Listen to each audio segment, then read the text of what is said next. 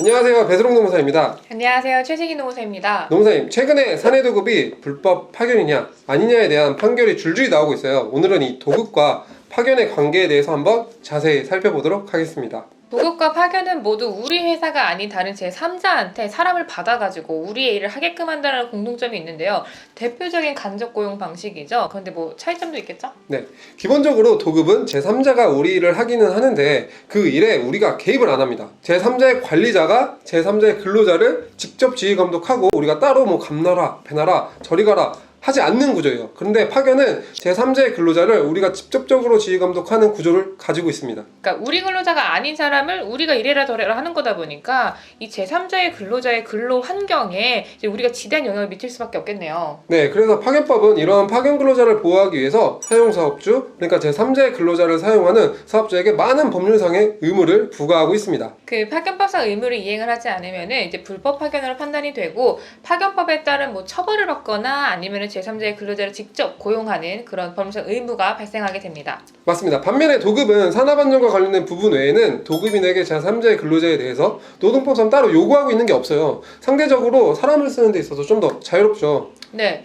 사실 그래서 문제가 되는 거는 많은 회사가 사내 도급 형식으로 이제 제3자의 근로자를 법률상 부담 없이 사용을 하고 있는데 알고 보니 이게 도급이 아니고 파견이었다라고 하면은 대부분 파견법상 의무를 이행을 하지 아마 않았을 거기 때문에 파견법 위반이 성립이 되는 거죠. 네, 그래서 사내하 도급이 진짜 도급이냐 아니면 실질이 파견이냐가 정말 큰 이슈로 부각이 되고 있는 거예요.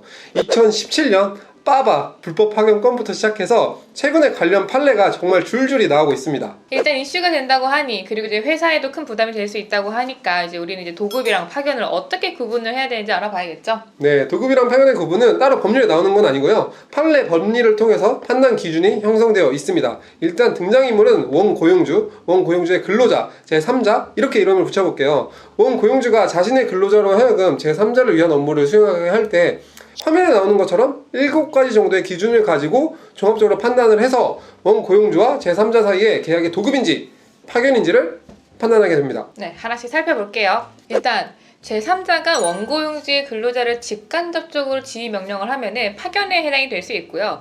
제3자가 원고용주의 근로자에 대한 지휘 감독이 없고 오로지 원고용주만 자신의 이제 근로자에 대해서 지휘 감독을 하고 있다라고 하면은 도급에 해당이 될 수 있습니다. 여기서 그러면 상당한 직간접적인 지휘명이 뭔지를 살펴봐야 할 텐데요. 판례는 업무 수행 그 자체에 관해서 구속력이 있는 지시를 하는 경우에 상당한 지휘 감독이 있다고 판단을 하고 있습니다. 네. 근데 선생님 도급이라는 것 자체가 원래 이제 어떠한 일을 완성하는 걸 목적으로 하는 계약이잖아요. 그러면 도급인이 본인이 원하는 목적물을 얻으려면은 수급인에게 뭔가 요구를 하는 게 필연적으로 발생할 수밖에 없거든요. 그러면은 이 과정에서 어디까지가 도급인으로서 할 수 있는 요구인 건지 파견으로 인정이 될 수 있는 지휘 감독에 해당이 되는 건지 굉장히 애매한 문제인 것 같아요. 요구사항을 직접적으로 전달하면 대놓고 지휘 감독한다고 인정될 위험성이 있기 때문에 많은 사내 도급에서는 업무 표준 같은 매뉴얼로 도급인에 대한 그런 루틴한 요구사항을 내리고 있습니다. 그리고 작업 방향에 대해서 작업 근로자한테 바로 전달하지 않고 수급인의 현장 대리인을 통해서 작업 내용을 전달하곤 합니다. 네, 판례는 이렇게 도급인이 수급인에게 매뉴얼을 주면서 세부적인 작업 기준을 요구를 하고 그리고 이제 현장 대리인을 통해서 전달하는 거는 뭐 도급인으로서 수급인한테 할 수 있는 뭐 일의 완성을 위한 지시라고 보고 있고 이 자체를 직간접적인 뭐 지휘 감독으로 보고 있지는 않습니다. 그렇지만 매뉴얼로 전달하되 도급인이 수급인의 현장 관리인을 통하지 않고 뭐 다이렉트로 업무에 관한 사항을 논의하는 경우에는 상당한 지휘 감독이 있다고도 보고 있습니다. 그리고 매뉴얼 자체가 노무 수행의 결과라든지 그 결과의 품질을 담보하기 위한 내용보다는 작업의 대상, 위치, 그리고 작업의 순서같이 작업 내용이나 방법을 세세하게 규정하고 있다면 사실상 도급인이 매뉴얼을 통해서 수급인의 근로자에 간접적으로 지휘 감독을 하고 있다고도 보고 있습니다. 그리고 작업 지시서와 관련해서 수급인이 변경할 수 있는 권한은 없고 매뉴얼에 규정되지 않은 사항에 대해서 수급인의 자율적인 판단으로 작업하는 게 아니고 도급인의 확인을 반드시 거쳐야 하는 구조라면 더더욱 매뉴얼을 통한 간접적인 지휘 감독이 있다고 볼 수 있습니다.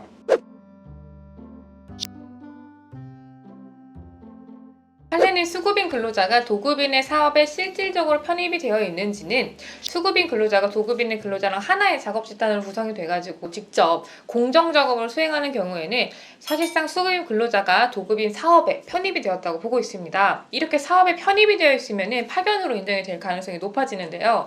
예컨대 공정별 작업에서 도급인 근로자, 수급인 근로자가 한데 지속해서 같이 일을 하는 경우에는 하나의 작업 집단으로 봐서 도급인 사업에 편입이 되었다 보고 있습니다. 그런데 사실 이런 작업 집단에 대한 이슈는 이미 한 차례 붐이 일었어요. 그래가지고 이제 웬만한 회사들은 도급인 근로자, 수급인 근로자 이렇게 하나로 묶어가지고 엮어서 작업을 하게 하는 경우는 거의 없어요. 대신에 A 공정, B 공정, C 공정이 있다고 할 때 A 공정은 도급인 근로자, B 공정은 수급인 근로자, C 공정은 도급인 근로자 이 정도로 이제 작업 집단을 구분을 시켜가지고 함께 일을 하는 형태로 가고 있는데요. 최근에는 각 공정이 이렇게 서로가 유기적으로 연속이 되어 있다라고 하면은 사실상 수급인이 일의 결과를 완성하는 도급 업무를 수행한다라고 볼 수 없다고도 보고 있습니다. 파견의 가능성이 높다는 거네요. 네.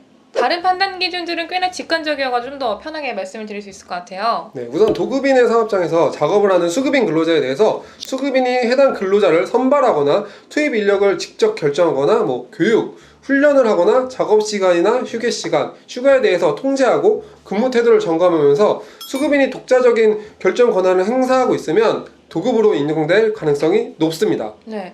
반대로 이러한 결정에도 도급인이 개입하는 부분이 많아지면 많아질수록 파견으로 인정이 될 가능성이 높아집니다. 도급인이랑 수급인 사이의 계약 내용을 가지고도 도급인지 파견인지를 판단할 수 있는데요. 이 계약 내용이 딱 한정적인 범위에 대한 업무만 정하고 있으면 도급으로 인정될 가능성이 높고 좀 포괄적으로 여러 가지 일을 다 포함하고 있다라고 하면 파견으로 인정될 가능성이 높습니다. 네.